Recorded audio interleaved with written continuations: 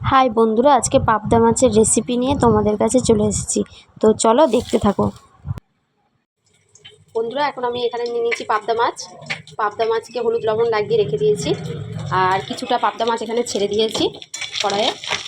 তো এটা ভাজা হয়ে গেলে এবার ওটা ছাড়বো। পাবদা মাছ যেন তেলে ছিটিয়ে গায়ে না পড়ে মাছটা দেওয়ার সময়, তার জন্য কী করতে হবে বলো তো? তার জন্য আগে থেকে তেলটা মাছের মধ্যে হলুদ লবণ লাগানোর সময় তেলটাও লাগাতে হবে।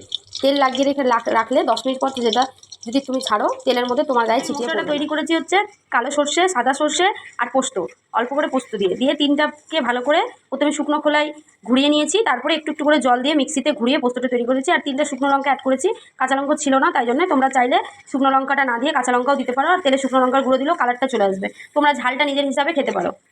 তো এবার আমার প্রত্যেকটা মাছ ভাজা হয়ে গেছে। এবার এখন আমি কালো জিরে দিচ্ছি তেলের মধ্যে। পোস্তর তরকারি বানালে সবটাতেই কালো জিরেই দেওয়া দরকার, বেশি স্বাদ হয়। অনেকে পাঁচফোড়ন দেয়, বাট আমি এখানে কালো জিরা ইউজ। এবার আমি দিয়ে দিব হলুদ গুঁড়ো। তেলে দিলে কালারটা ভালো আসে।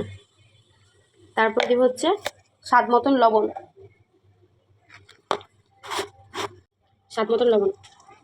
আমি প্রথমে অল্পই দিলাম, পরে লাগলে তারপর আবার দেবো। এবার আমি একটা টমেটোকে এর মধ্যে ঘষে দিয়ে দিব তেলটার মধ্যে। টমেটোটা এবার আমি এখানে ঘষে দিয়ে দিয়েছি। এবার দিব হচ্ছে পোস্ত বাটাটা বেশি নাড়লে হবে না, 1 মিনিটের মধ্যেই নেড়ে জল দিয়ে দিতে হবে। এই যে আমি মশলাটা দিয়ে দিলাম।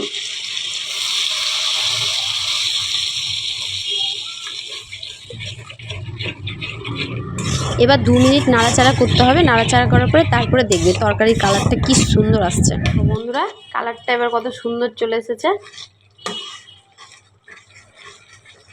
এবার দেখো তেল ছেড়ে দিয়েছে মশলা থেকে। তো এটা তো সবারই জানা, অবশ্যই সবাই জানে যে মশলা থেকে তেল বেরিয়ে গেলে তার মানে মশলাটা কষে গেছে। এবার আমরা জল দিয়ে দেবো। তোমরা যতটা ঝোল খাবে সেই হিসাবেই জলটা দিবে।